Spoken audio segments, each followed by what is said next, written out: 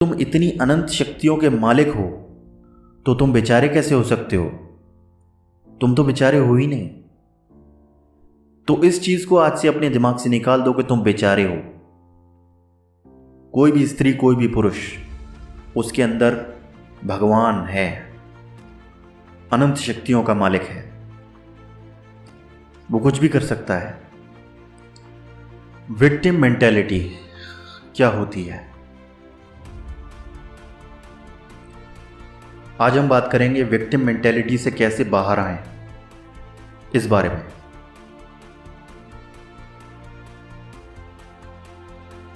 बेचारे बनना, मैं बेचारा हूं, मैं बेचारी हूं, मेरे साथ ये हुआ, मेरे साथ वो हुआ, ये मेरे साथ ही क्यों हुआ।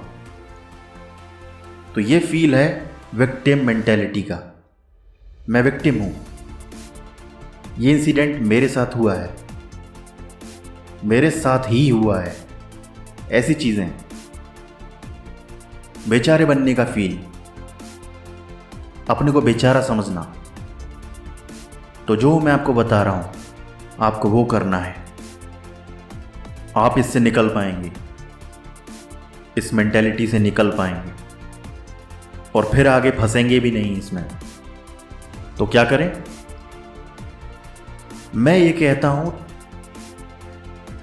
तुम कहते हो तुम बेचारे हो, पर मैं कहता हूं कि तुम बेचारे हो ही नहीं। तुम बेचारे कहां हो? तुम तो बहुत कुछ हो। सही मायने में तुम, जो तुम्हारा सोल है, जो तुम्हारी आत्मा है, वो भगवान है। तुम्हारे अंदर जो है, सोल के बारे में कभी सुना है? सुना होगा, मरने के बाद आत्मा निकल जाती है। ये सच है। जब मर जाते हैं तो ये केवल शरीर छूटता है, आत्मा निकल जाती है।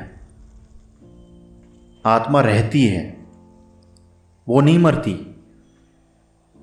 वो एक जन्म से दूसरे जन्म में वही आत्मा जाती है। इस शरीर से निकल के कोई नया जन्म ले लेती है।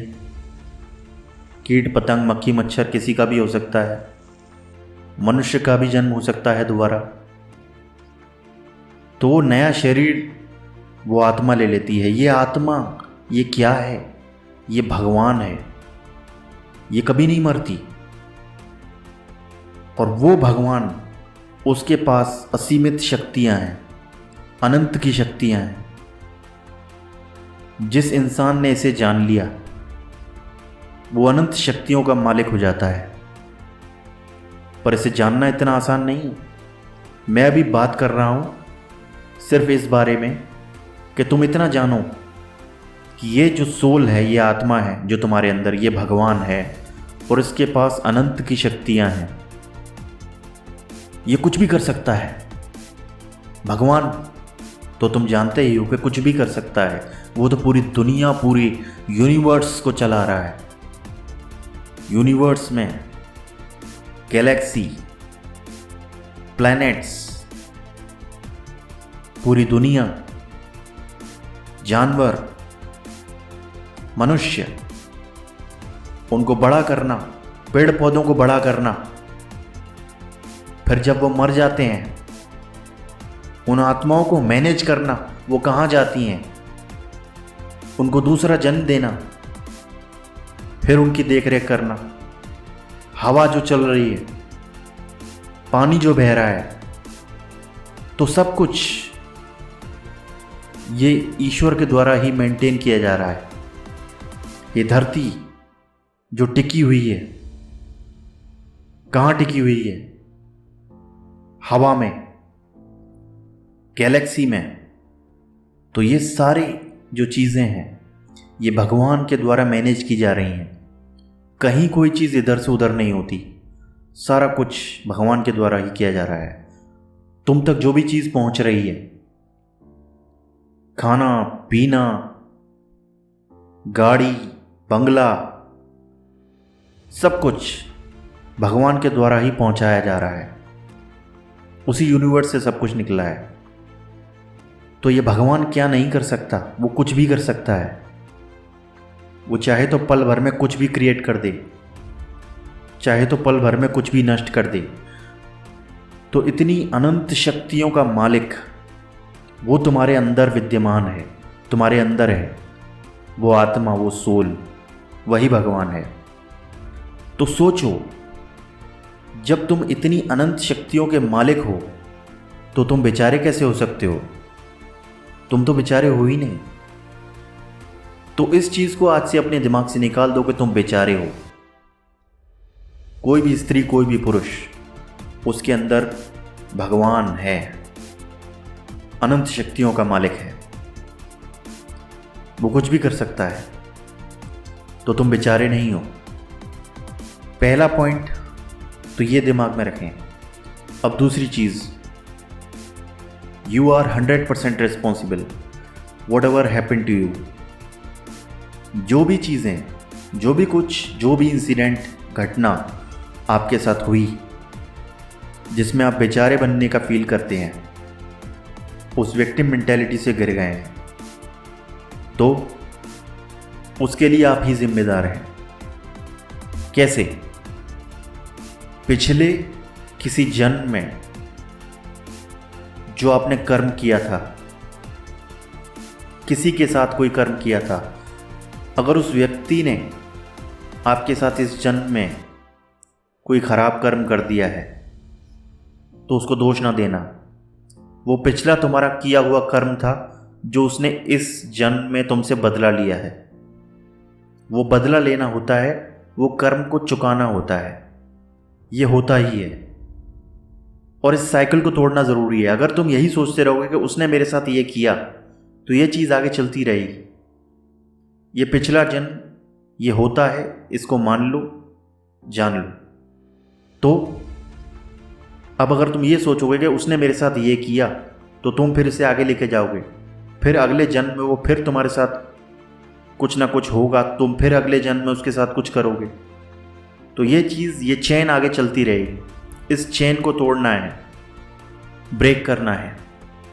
तो तुम उसको माफ़ कर दो, उस इंसान को बस माफ़ कर दो, उसे एक्सेप्ट करो, कोई कैसा भी है, वो जैसा है वो है।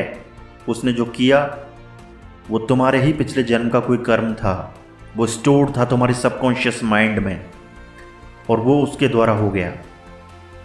इसलिए कोई भी ऐसी घटना, कोई चीज़ जो तुम्हारे साथ हुई है और जिसमें तुम सोचते हो कि मेरे साथ ही क्यों, तो वो तुम्हारा कोई पिछले जन्म का कर्म था जो इस जन्म में चुका दिया गया है। ये होता है।